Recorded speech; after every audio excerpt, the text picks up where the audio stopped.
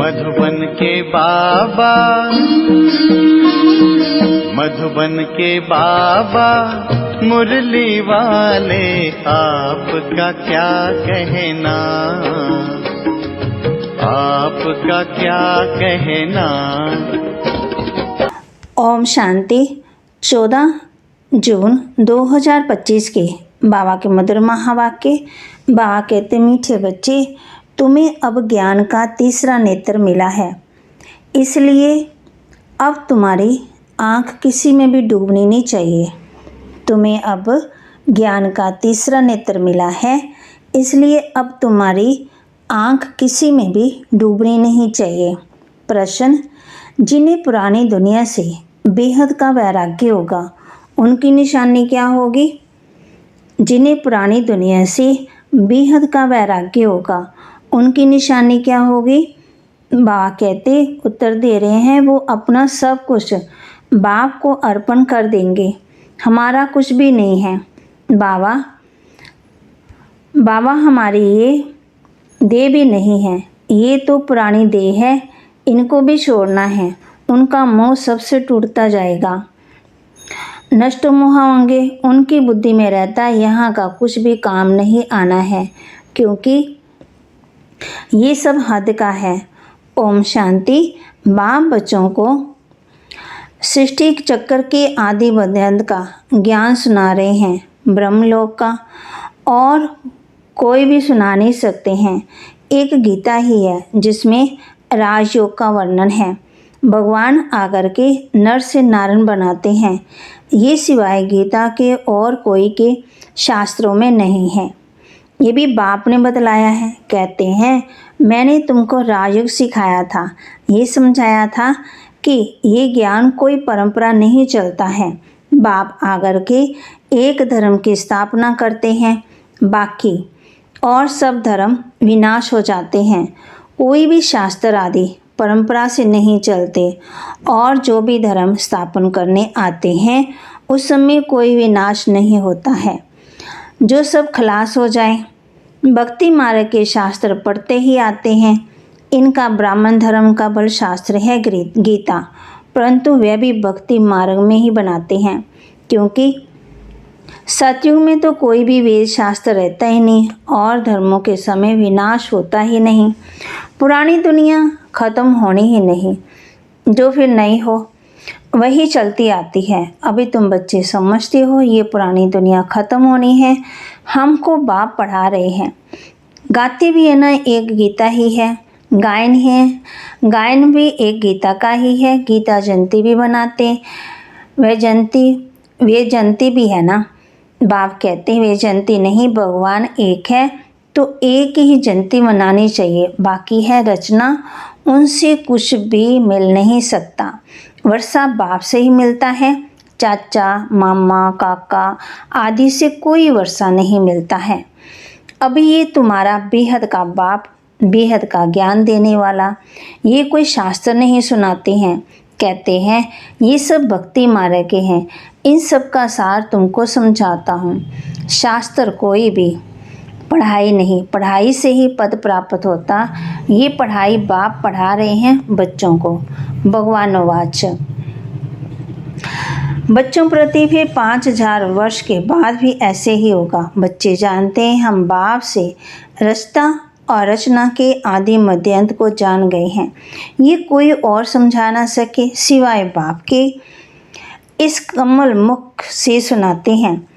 ये भगवान का लोन लिया मुख है, जिसको गौमुख भी कहते हैं। बड़ी माता है ना, इनके मुख से ज्ञान के वंशज निकलते हैं, ना कि जल के। भक्ति मार्ग में भी गौमुख जल दिखा दिया है। अभी तुम बच्चे समझते हो भक्ति मार्ग में क्या क्या करते हैं। कितना दूर दूर गौमुख आदि पर जाते हैं तो पानी पीने। बाप कहते हैं तुम मनुष्य देवता बन रहे हो, ये तो जानते हो। बाप कल्प कल्प आकर के मनुष्य देवता बनाने के लिए पढ़ाते हैं। देवता हो कैसे, देखते हो ना कि कैसे पढ़ा रहे हैं। तुम सबको ये बतलाते हो।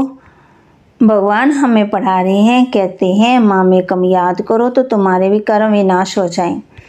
तुम जानते हो सतयुग में थोड़े मनुष्य होते हैं, कलयुग में तो ढेर मनुष्य हैं। बाप आकर के आदि सनातन देवी देवता धर्म की स्थापना कर रहे हैं। हम मनुष्य देवता बन रहे हैं। मनुष्य देवता बनने वाले बच्चों में दैवी गुण दिखाई देंगे। उनमें क्रोध का अंश भी नहीं होगा। अगर कभी क्रोध आ गया, जट बाप को लिखेंगे, बाबा आज हमने ये भूल की है, हमने क्रोध कर लिया, विक्रम कर लिया। बाप से तुम्हारा कितना कनेक्शन है, बाबा क्षमा करना। बाप कहेंगे क्षमा आदि होती नहीं है, बाकी आगे के लिए ऐसी भूल नहीं करना। टीचर कोई क्षमा नहीं करते, रजिस्टर दिखाते हैं, तुम्हारे मैनर्स अच्छे नहीं हैं। बेहद का बाप भी कहते हैं, तुम भी अपने मैनर्स देख रहे हो, रोज़ अपना पोता मिल देखो, किसी को दुख तो नहीं दिया, किसी को तंग तो नहीं किया। दैवी गुण धारण करने में टाइम तो लगता है। देवीमान बड़ा ही मुश्किल से टूटता है। जब अपने को देहीमानी समझे तब बाप में ही लग जाए, नहीं तो देह के कर्म बंधन बुद्धि लटकी रहती। बाप कहते हैं तुमको शरीर निर्वाह अर्थ कर्म भी करना है, उनसे टाइम निकाल सकते हो। भक्ति के लिए टाइम निकालते हैं ना। मीरा श्री कृष्ण को याद करती रहती थी, जन्म तो यहाँ ही लेना है, लेती गई। अभी तुम बच्चों को इस पुरानी दुनिया से वैराग्य आता है, जानते हैं इस पुरानी दुनिया में फिर जन्म लेना ही नहीं है, दुनिया ही खत्म हो जाती। ये सब बातें तुम्हारी बुद्धि में है। जैसे बाबा में ज्ञान है वैसे बच्चों में भी है। ये सृष्टि का चक्कर और कोई की बुद्धि में नहीं है, तुम्हारे में भी नंबरवार है। जिनकी बुद्धि में ये रहता है ऊंच से ऊंच पतित पावन बाप है, वे हमको पढ़ाते हैं। ये भी तुम ही जानते हो, तुम्हारी बुद्धि में सारा 84 का चक्कर है। स्मृति रहती है ना। अभी इस नरक में ये अंतिम जन्म, इनको कहा जाता है रौरव नरक, बहुत गंध है। इसलिए सन्यासी लोग घर बार छोड़ जंगल में चले जाते। वह हो जाती है शारीरिक बात। तुम संन्यास करते हो बुद्धि से, क्योंकि तुम जानते हो अभी हमको वापस जाना है। सबको भूलना पड़ता है। ये पुरानी शीशी दुनिया खत्म हुई पड़ी है। मकान पुराना होता है तो नया बनकर तैयार होता है, तो दिल में आता है ये मकान टूट ही जाएगा। अभी तुम बच्चे पढ़ रहे हो, जानते हो नई दुनिया की स्थापना हो रही है, अभी थोड़ी देरी है। बहुत बच्चे आकर के पढ़ेंगे। नया मकान अभी बन रहा है, पुराना टूटता जा रहा है, बाकी थोड़े दिन हैं। तुम्हारी बुद्धि में ये बेहद की बातें हैं। अब हमारी इस पुरानी दुनिया से दिल नहीं लगती है।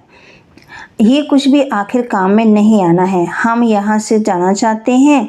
बाप भी कहते हैं पुरानी दुनिया से दिल नहीं लगानी है।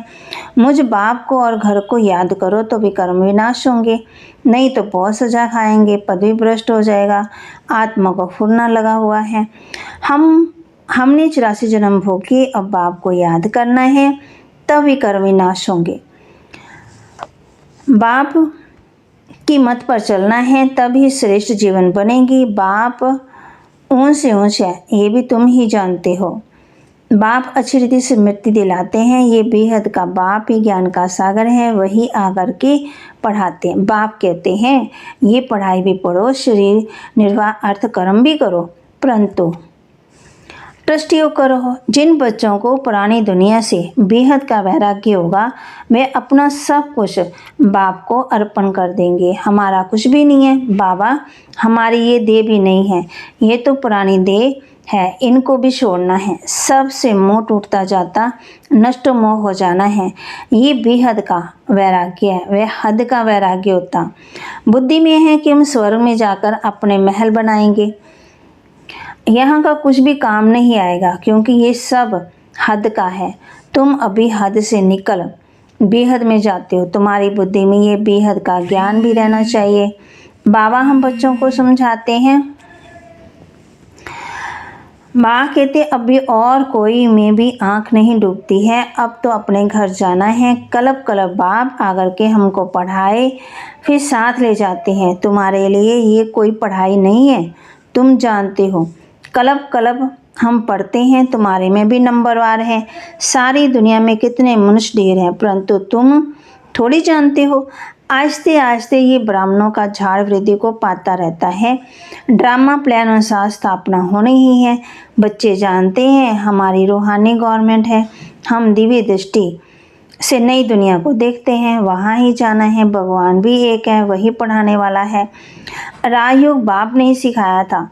उस समय लड़ाई भी बरोबर लगी थी। अनेक धर्मों का विनाश, एक धर्म की स्थापना हुई थी। तुम भी वही हो। कलप कलप तुम ही पढ़ते आए हो, वर्षा लेते आए हो। पुरुषार्थ कर, हर एक को अपना करना। पुरुषार्थ तो हर एक को अपना ही करना है। ये तो बेहद की पढ़ाई है। ये शिक्षा कोई मनुष्य मात्र दे ना सके। बाप ने श्याम और सुंदर का राज भी समझाया, तुम भी समझते हो। अब भी हम सुंदर बन रहे हैं। पहले श्याम थे। श्री कृष्ण कोई अकेला थोड़ी था, सारी राजधानी थी ना। अभी तुम समझते हो हम नरकवासी से स्वर्गवासी बन रहे हैं। अभी तुमको इस नरक से नफरत आती है। तुम अभी पुरुषोत्तम संगम युग पर आ गए हो। इतने ढेर आते हैं, इनसे निकलेंगे फिर भी वही जो कल पहले निकलते होंगे। संगम युग पर अच्छी रीति याद करना है। हम पुरुषोत्तम अर्थात मनुष्य देवता बन रहे हैं। मनुष्य तो ये भी नहीं समझते कि नरक क्या है और स्वर्ग क्या है। कहते हैं सब कुछ यहाँ ही है। जो सुखी है स्वर्ग में है, जो दुखी है वह नरक में है। अनेक मतें हैं, एक घर में अनेक मतें हो जाती हैं। बच्चों, आदि में मोह की रग है, वह टूटती नहीं है। मोहवश कुछ समझते थोड़ी है कि हम कैसे रहते हैं। पूछते हैं बच्चे की शादी कराएं, परंतु बच्चों की तो कहते, परंतु बच्चों को तो ये नियम समझाया जाता है कि तुम स्वर्गवासी होने के लिए एक तरफ नॉलेज ले रहे हो, दूसरी तरफ पूछते हो। उनको नरक में डाले। पूछते हो तो बाबा कहेंगे जाकर करो। बाबा से पूछते हैं तो बाबा समझते हैं इनका मोह है, अब ना करेंगे तो अवज्ञा करेंगे। बच्ची की तो करानी ही है, नहीं तो संग दोष में आकर खराब हो जाती है। बच्चों को नहीं करा सकते, परंतु हिम्मत चाहिए। बाबा ने जट एक्ट कराया। बाबा कहती इनसे एक्ट कराया ना, इनको देखकर और भी करने लग पड़े। घर में बहुत झगड़े लग पड़ते हैं। ये है ही झगड़ों की दुनिया। कांटों का जंगल है ना, एक दो को काटते रहते हैं। स्वर्ग को कहा जाता गार्डन, ये है जंगल। बाप आकर के कांटों से फूल बनाते हैं, कोई विरले ही निकलते हैं। बाबा कहते हैं कोई विरले निकलते, प्रदर्शनी में बल हाँ हाँ करते हैं, परंतु समझते कुछ नहीं है। एक कान से सुनते हैं और दूसरे कान से निकाल देते हैं। राजधानी स्थापन करने में टाइम लगता है। मनुष्य अपने को कांटा समझते थोड़ी है। इस समय सूरत मनुष्य की बल है, परंतु सीरत बंदर से भी बदतर है। बाबा कहते परंतु अपने को ऐसा समझते नहीं है। तो बाप कहते हैं अपनी रचनाओं को समझना है। अगर नहीं समझते तो फिर भगा देना चाहिए, परंतु वह ताकत चाहिए ना। मुंह का कीड़ा ऐसा लगा हुआ है जो निकल ना सके। यहाँ तो नष्ट मुँह बनना है, मेरा तो एक दूसरा ना कोई।